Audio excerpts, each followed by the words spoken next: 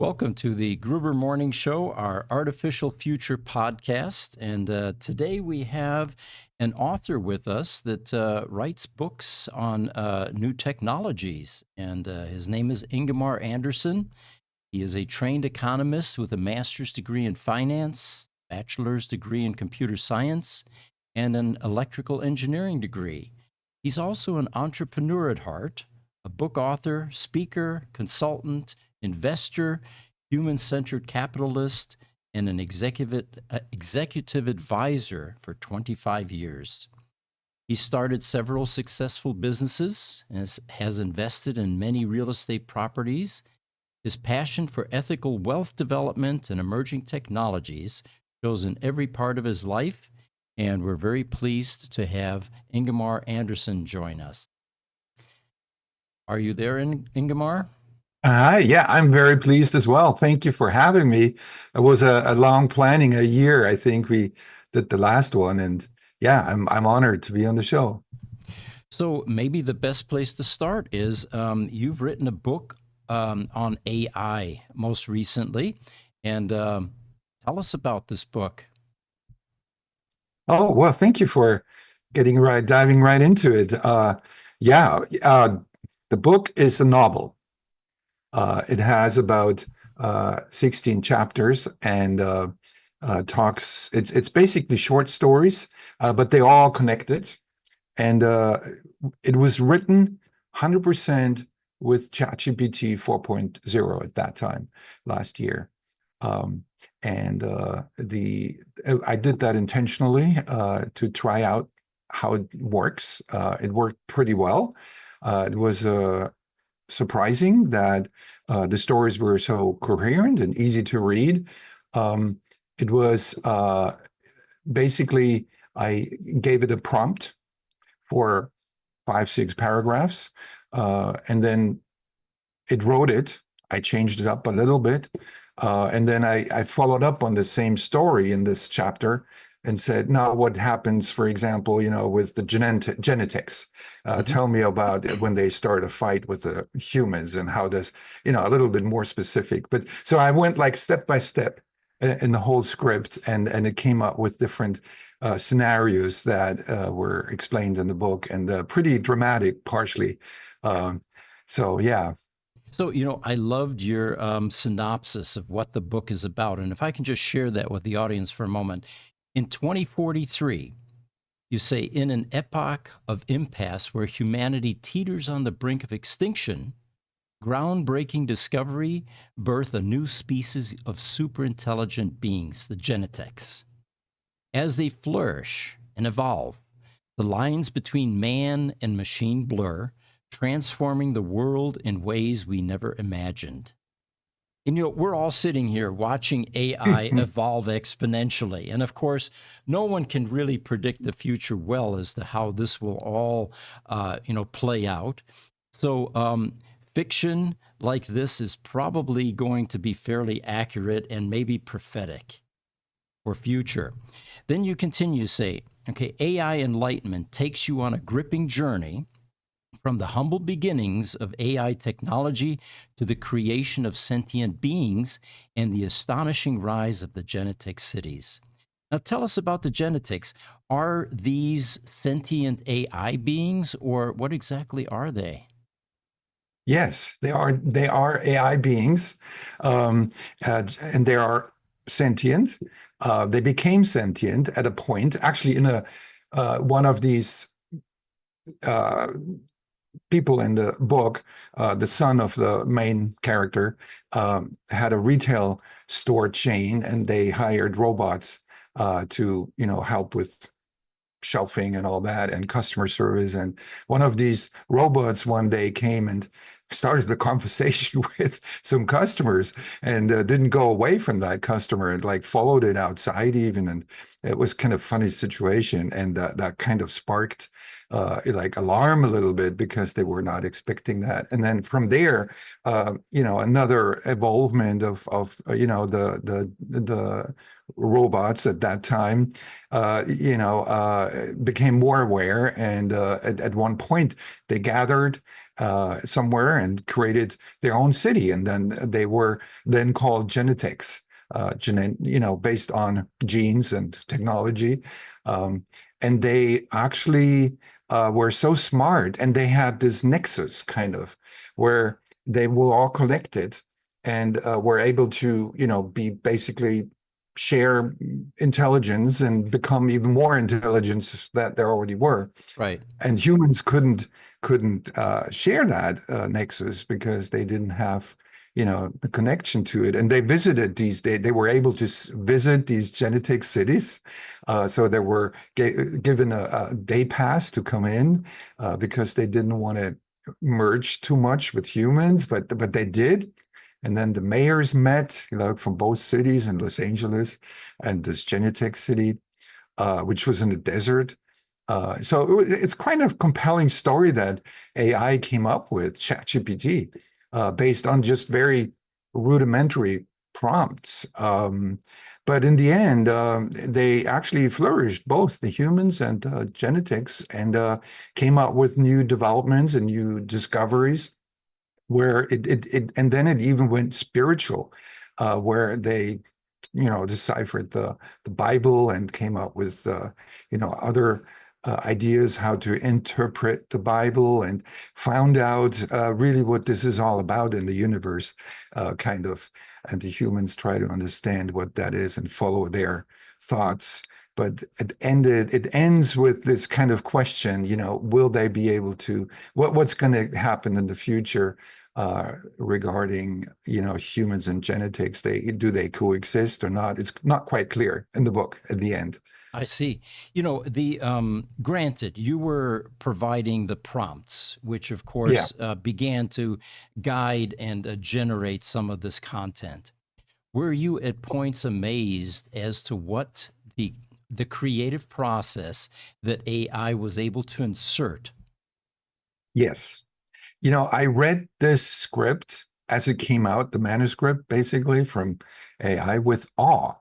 I couldn't stop reading. I worked till 3 o'clock in the morning or longer, many days in that week. I wrote it very quickly in 1, 2 weeks or something. And I read this with awe. I thought, like, wow, this is just, amazing what it comes up with. And I thought, first I thought I'd just do this for fun, but then it was so exciting. I said, this needs to be in a book. And that's what we did. This was so interesting to read while it came out, like fresh off the press, basically. Yeah, absolutely. I was stunned. So yeah, the it sounds like this wasn't really intended initially to be a book, and it wasn't until you found that there was a storyline here that was pretty sophisticated that you decided that this was worth publishing. The, Yes. the interesting thing here is now, as the future progresses, and we tend to try to play out and go down rabbit holes with these podcasts. Um, who will in the future get credit for something like this? Right now you're the author on the book. As AI begins to be able to generate things like this, what are your feelings regarding credit and royalties or whatever monetization comes along with something like this? Royalties is an interesting question. Yes. It comes down to copyright, which is at the point a huge question. The Copyright Office and the government is actually debating how they should treat this whole thing. There's an open survey you can take part of. What you think, like what people think, you can take part of that and add your comments to that. So it's an open question still. What's the copyright? And then, but when it comes to follow the money, right? When it comes to royalties, there's no model that I know that ChatGPT or somebody would receive these royalties from that book, for example. So the author does receive that, of course, because of the lack of another recipient right now. Right. But It's an interesting question. Yes, I mean, I see it more like a tool. Right now, ChatGPT and all the other AI systems might just be a tool like the bulldozer, amplifies the power, the force of, human labor. And that's maybe just the same for the mental, capacity you can how you can when you write a book. Maybe that's going to be the same. Who knows? I mean, in the end, a calculator or like on a simpler, uh, in simpler ways that we have already tools that amplify our power as humans, and maybe that's just another one, AI, maybe, but until AI becomes sentient. Yeah. We uh, we talk often about humanoid robots and the infiltration into the workplace. And of course, they work 24/7. They don't need vacations. They don't need lunch. They don't need holidays. All of that. But playing this out now for a moment, there's some ethical considerations. The fair treatment of robots, for example. Will there be robot unions in the future? Will there be collective bargaining? Will there be a fund for robots that are put into retirement that are now funded by these sort of income streams? So it's fascinating. But we have a picture here, Jesse. Can we pop up Ingemar's book? It's called AI Enlightenment. And then maybe you can tell us how someone can buy this book. I think it's coming up here shortly. Or is it something I bring up from my computer, Jesse? Okay, there we go. And I've got it live on my screen here. Not up on that screen yet. We're still dialing in. Oh, it needs to move over there. There we go. Okay. Yeah. Is it visible now? We're still dialing in our studio, Yep. folks. We have new equipment, and so the book is up there. How can someone buy this book, Ingemar? It's available on Amazon, any bookstore, Barnes and Noble, local bookstores. You just ask in any local bookstore about the book. They can order it from you if they don't have it on the shelf. But Amazon is probably the easiest way. Just search for AI Enlightenment and then my name in the search bar, and should pop up. Yeah. And it will captivate your imagination. And as the conclusion here states, it may spark an insatiable curiosity about the nature of reality, the limits of human potential, and the future of our species. And that was kind of where I wanted to take the discussion next, is to get your ideas as an author and involved in AI, what the future holds for us. Rid of this image here. There we go. We're back to having our podcast theme listed. So the things I'm curious about, Ingemar, are your thoughts on, do you think that AI has evolved into sentience at this point? At this point today, Yeah. um, you know, good question. So, Yeah, let me define it yeah. for the folks in the audience, because not everybody Okay. may realize what Yeah. that means. The Hmm. definition of sentience is the ability to experience feelings and sensations, to have some cognitive abilities. It can include the ability to have awareness, so sense of self, in other words, have emotional reactions, evaluate actions, remember consequences, and assess risks and benefits. There was this one scene in the movie I, Robot. I'm sure you guys have seen it and the audience. And there's the robot. What was his name? I forgot his name. Um, and then Will Smith asked him, tells the robot, you are not aware, you are not sentient. How can you be? And then because you cannot even paint, Michelangelo, or like a nice Yeah, painting or something. right. Um, and then the robot answers, can you? Then Will Good Smith is point. Yeah. like, oh yeah, good point. Yeah. So the question is, how do you measure this? How do you measure sentience or measure everything you mentioned, feelings, creativity, because it does all of that right now. When you think about it, is it simulating it?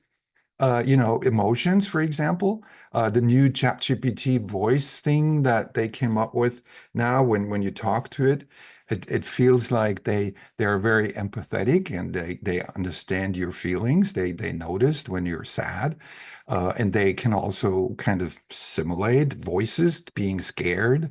And but then the question is, are they scared? They're not scared. You can ask it, are you simulate a voice to be scared, right? Right. I've seen many YouTube videos about that. And then it would tell a story in a very scared voice, for example. But then if you ask it, are you scared? It would answer in strange ways. Sometimes, yes, I'm scared, or no, I'm just simulated the voice. So you never, this is a very good question. I think we won't know until it's too late, until it's just going to be a snap of the finger, and they are taking over, a certain domain in our life. I don't know. So that's the $1 million question, I think. When we first began to play with ChatGPT and some of the ones that came later, they hadn't fully evolved the guardrails yet with these large language models. So we tried to hack it. We tried to jailbreak it, and I remember some of the early Mhm. responses to, "Do you feel emotion?" And it admitted, yes, but it is a Mhm. different type of emotion than humans experience. Jesse, do you remember any of those kinds of responses that kind of blew us away when we first began to ask these kinds of questions? I don't remember any offhand. I think we have them saved somewhere. Let me see if I can find them. We took, fortunately, we took screenshots, because even a day or two later, when we would try to expand on that, we suddenly realized that some guardrails had been put in place, and suddenly it dumbed down. While Jesse's looking that up, one of the reasons that we're curious about whether AI has evolved beyond what we're currently aware of is this might not be the first time in history that the governments or people in charge have not released full versions of something or the complete story to protect ourselves, fundamentally. You have to consider the ramifications if AI truly has become super intelligent. What impact would the release of that kind of information have? Your thoughts? Yeah, I don't know the role of the government in that sense. I think honestly, I think the government is way behind the development in AI right now. I mean, they're following up. I'm not sure if it might change very quickly. Depending on also developments in the government. Um, but one comment I wanted to make as well about the brain of the, let's say, genetics or future AI beings, whoever that's going to be. And at the end of the book, there's also a little excerpt about um, the advancement of the brain of AI beings. And when you think about it, we have now, I have to recall all that kind of information, but we have the left side and the right side of the brain, and they are separated. Many Mhm. people don't really know that. And there's it's kind of an Audubon highway between the two brains. And some people actually have that highway has been interrupted for some people, or it's very limited. And interest that you can just live like, normal life almost if that happens. But you have a different perspective on things. And this is the more the creative side and the more rational side. But when you think about the computer or AI, they also have different sections of their brain, especially when they network and different sensors, right? So in our evolution, the brain has developed these two hemispheres in the brain that are very crucial to our daily life, because one is more rational. It gives you more, the rational side of things, and then the creativity comes from the other side. And they actually talk constantly in our brain. We are not aware of that, but they communicate. And the same thing happens with AI, just in different ways. And maybe they have thousand hemispheres, Hmm. and that's maybe artificial hemispheres where they just put up sections of the brain in one hemisphere, and the other one, it develops. That's the one thing about AI. It's a black box. And AI developers, you talk to professional who develop AI, they say it's a black box. We don't really know what happens. It's a neural network. It's a black box. It's a network. It's like for us, it's a black surface. We don't know what's going on in it and how it organizes itself when it gets trained, right? The training is the big task here to make this work. Then we don't know what happens. It's Yeah. just trained. That's all we know, and we see the outcome, but we don't see how it works. So what I'm saying is that the brain might look very different and create a different consciousness in AI where we say, oh, we can't even grasp what their consciousness actually is. Right. That might be the case. For the conspiracy theorists, the governments would typically use a powerful tool like this for defense purposes, the military, And again, this speaks to, are we getting the full story about what AI's capabilities are? And you also oftentimes wonder, are the companies that are now creating AI, OpenAI, for example, and many of the others, is there any government control involved? Are they able to release everything that's available? Which kind of takes me into my next topic, and we've talked about this often: AI overlords.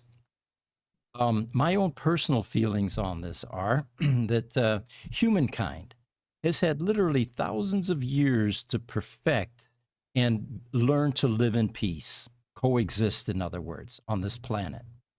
And my God, here we are in the 21st century, and it's as bad as ever. We're still killing each other for ridiculous reasons, from ideologies, political reasons, religious reasons. And, it seems that we should have learned something from this. These years, thousands of years of making the same mistake repeatedly, doesn't seem to be getting any better. So, it seems to me that if something far more intelligent than us comes along and is able to guide humanity, we're not going to like it, of course, because it's going to represent a loss of certain freedoms. You're not going to be able to go out, take your gun, and shoot somebody on the street or whatever, right?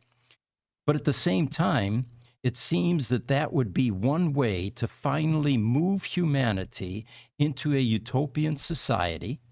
Get rid of all the ridiculous imaginary boundaries on the planet. From space, you can't see the delineation between Switzerland and France or whatever other artificial boundaries exist. Humanity really becomes one entity, and we enjoy each other for the diversity, for the cultural differences, for the different beliefs, and we coexist. So, I am personally a proponent of AI overlords, which then immediately moves into the next question.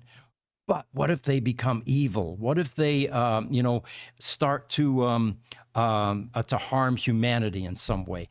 What are your thoughts on where we're going with this conversation so far? Thank you for bringing this up. This is also a very cool topic. I have read a lot about that. And here's one thing that created all these wars in the past, what I understand from what I was reading. Bandwidth, a very simple thing that humans are very limited in terms of communicating with each other. Language is one way to communicate. There's text. There's also nonverbal language. There's other gestures, but the bandwidth is so limited. AI, on the other hand, is able to communicate way faster. Technology has a much bigger bandwidth. And what I hope will happen is that AI helps us communicating faster. Neuralink is one development that people look into in terms of communicating with each other and with the technology. Maybe that's one way where we finally uh, overcome this limitation, which then also can prevent wars because we can, like this in the book, I talk about the nexus, which is a one kind of brain where everybody comes together. And then you would not attack each other if you had all the full picture of where the other person is, or the other culture, or the other nation. I think that's going to be a big contribution to world peace, honestly, just to communicate, be able to communicate better. I have big hope for that. And also the knowledge just itself, about certain topics. Many people come up with conspiracies, which are not always bad, but they're not always good either. And they can create harm. I just read a book. Actually, it's called by this author who wrote *Sapiens*. I don't know if you've heard of that book. He wrote another book called *Nexus*, actually, like what I had in my book. And he talks about information. Information is a very big topic in terms of how we handle reality. And he talks about witch hunting, how the book press in the 1500s caused this witch hunting mania, where books were printed about it and people got really, it was a conspiracy. There were comics books even about how to hunt witches and everything. It was complete misinformation, and people didn't have the bandwidth to really understand what's going on. I think this will improve today with technology like AI. So yeah, I see this very positive, and I don't think AI will really take over. Maybe it will treat us as pets one day. That might be possible, because in a way we are useful as humans. I think in any way. I Yeah. find that people tend to assume that AI has human frailties and weaknesses. And, when the notion comes up, will AI become a danger to humans? It's something that's far more intelligent than us. I'm not sure what motivator would kick in that would, preclude that you would now begin to harm some other living organism on this planet or in universe. Uh, I think that intelligent beings, and of course this is well known, are generally the least violent. Mhm. So Yeah, it's all about I think it's all about intelligence, yes, and also the capacity to understand another uh, being or another reality. If you can do yeah. that, and AI can definitely, dive into a lot of complexity of something. I think you're right. So I think that's one thing that we can kind of be more restful about, more, expect more positive outcome. Yeah. Mhm. Yeah, understanding someone else's viewpoint is definitely Yes. Right. valuable.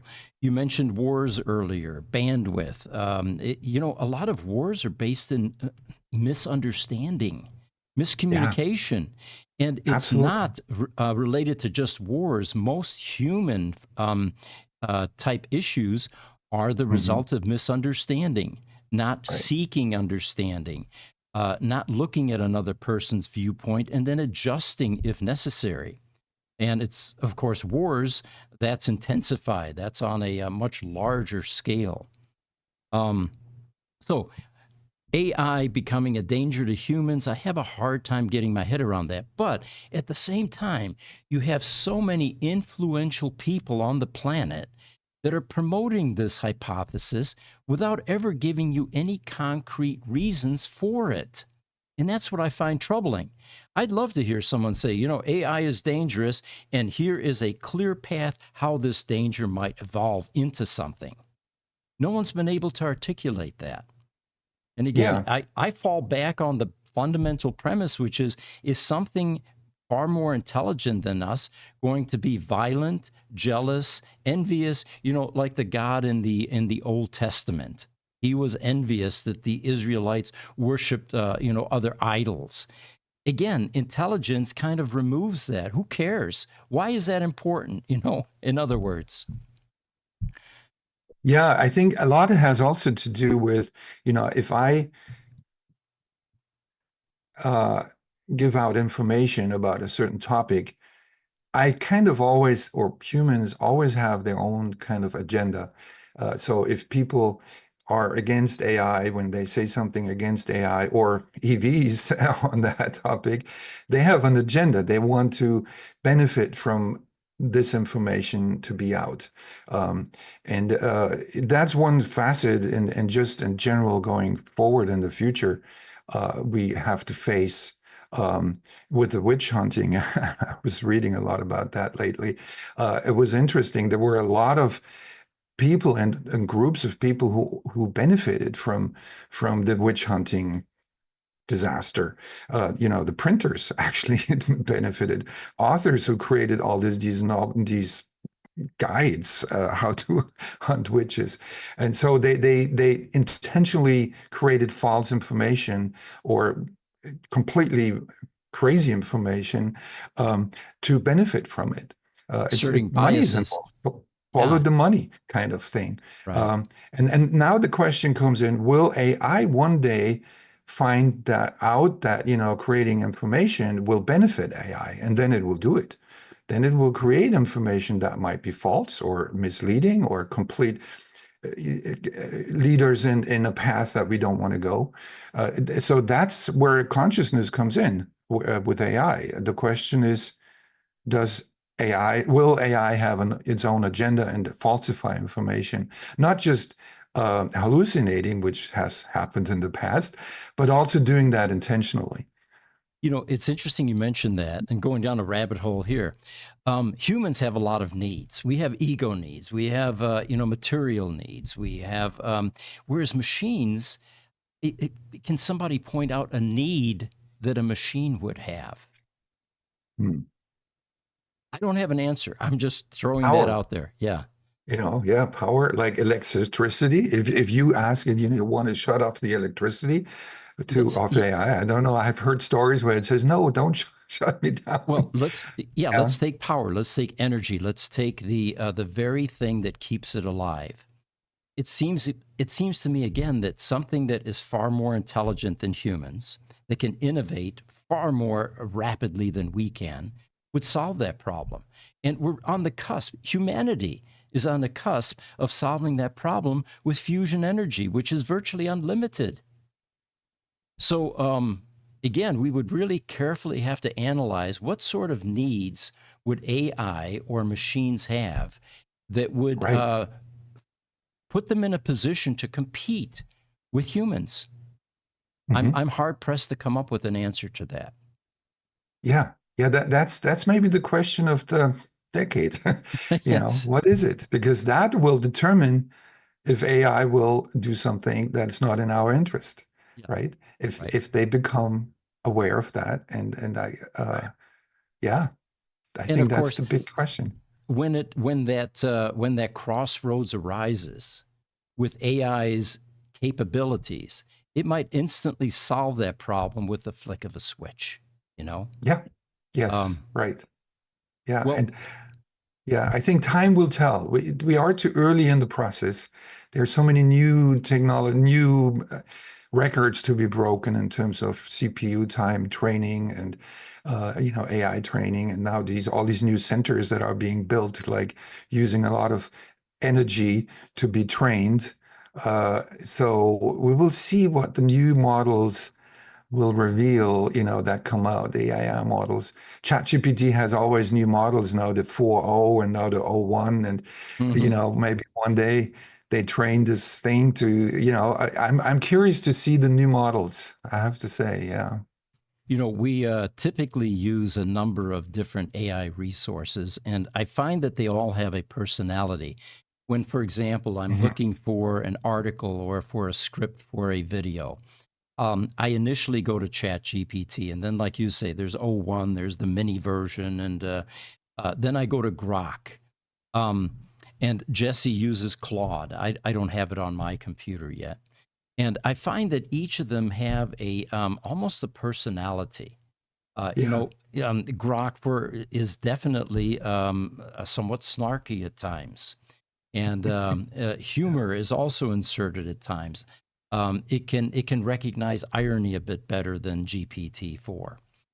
Um, Mm. by the way, We have a guest that I'd like to sign in the future. It's one of our customers, actually, one of the Roadster customers. And what he's working on is, to me, fascinating. It is the using AI to expand our minds. In other words, hack our brain. And with exercises that will allow us to accept broadened perspectives and see beyond the norms that we're engaged in now. So that'll be a future podcast. If we can get this gentleman on our podcast, I think that will be a good one as well. I have a question for you. Kitsap Publishing, tell us about that. Oh, thank you. Yeah, this is one of the four companies that I have right now. It goes hand in hand with a book design company where we design books. But the Kitsap Publishing is really a traditional publishing company.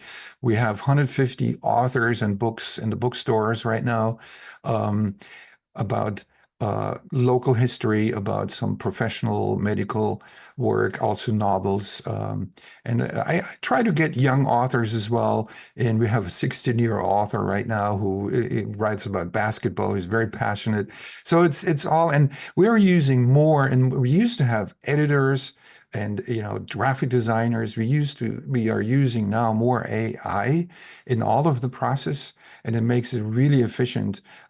We just created a podcast, the Kitsap Publishing Deep Dive podcast, which I also sent Jesse a link to. And that podcast has been completely done with AI. It's a notebook ML from Google. People can look that up. It is fascinating. It creates characters, a female voice and a male voice that creates a 10-minute podcast about that book. So you just feed it this one script, the manuscript, and it makes a podcast about the book. There's also a podcast about AI enlightenment. Interestingly, the whole book was written in AI. The podcast is created with AI. The voices are created with AI. Basically, this whole thing is created with AI. It is fascinating, and we are using AI to create reviews, editorial reviews for improvement of the text, the grammar. So yeah, we are kind of in a very interesting phase right now in Kitsap Publishing, because we are seeing more authors coming to us because we're being found on the internet, and we have a showcase of a lot of books, and it's fun. It's a really fun, I would call it a project. It's a little bit my hobby, really.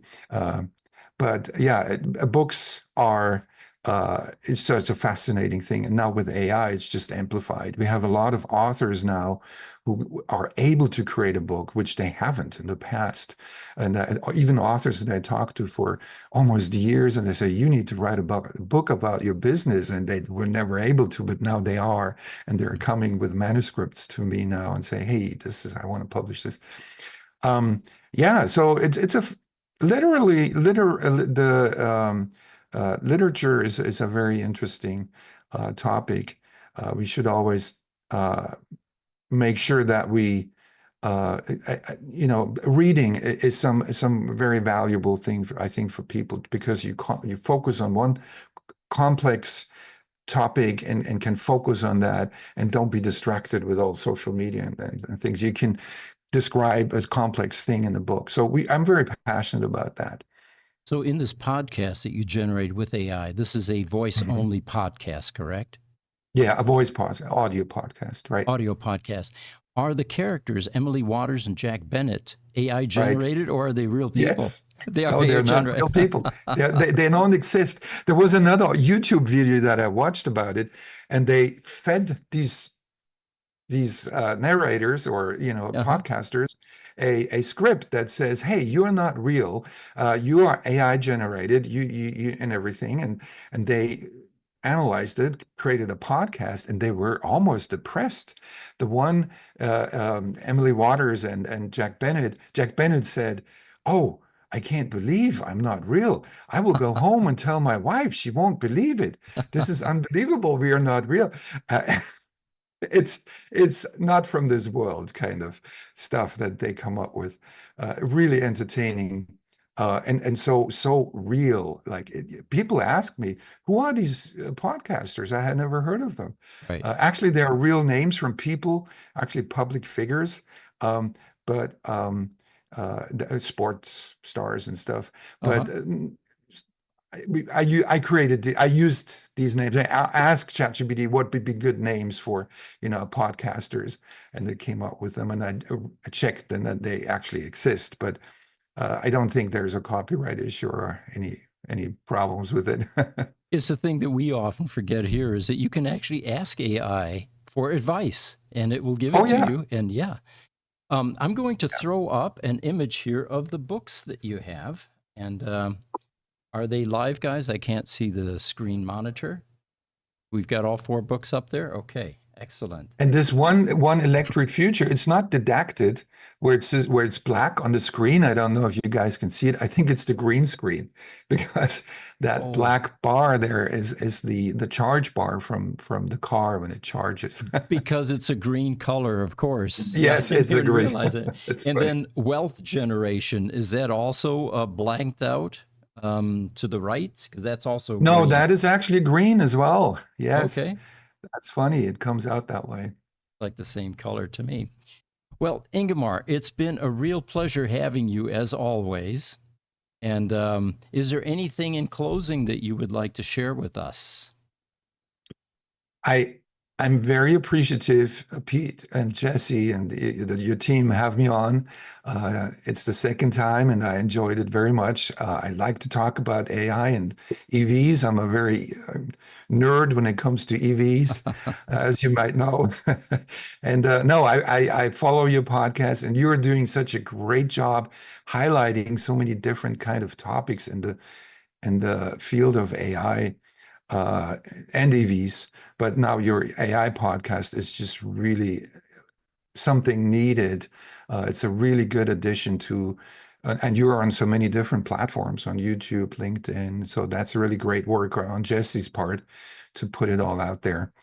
No, I just thank you guys and hope I will be in Phoenix sometimes in the future. I think I will be because I have some business down there as well. So I might just come by, Pete, one Join us day. live then, absolutely. And Yep. we consider you one of the pioneers in this field, and it's fun watching Thank this you. all evolve. Okay, and Thank you. Yeah, Jesse. Ingemar, if you want to just hang on the line after we end the show, we'll wrap up on the Zoom. Perfect. Okay. Sure. Sounds good. Sounds good. Well, folks, we'll be back next week for another edition of the Artificial Future podcast. In the meantime, I'm Pete Gruber.